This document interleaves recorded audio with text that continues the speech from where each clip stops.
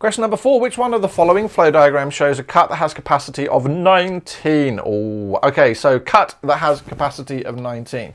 So first things I've got to look and make sure that my source and sink are all in the same direction. They are, and so it's important to look for arrows that are going from the left-hand side of the dotted line to the right-hand side. So there is, that is, that is, that is, and that is. So if we add together all of those together, we can get 5, 6, 7, 14, 21, that gives me 31. So it's obviously not going to be A.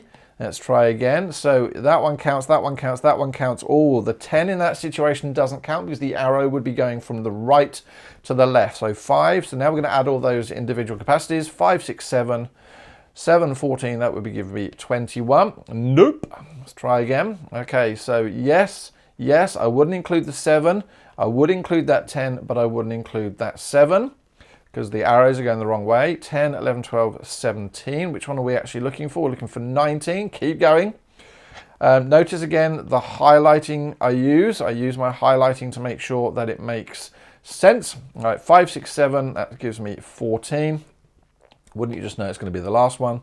Hopefully. 5, 7, and 7 gives me 7, 14, 15, 16, 17, 18, 19, which gives me E as my correct answer. So what was that? Question number 4, E, which is the correct answer.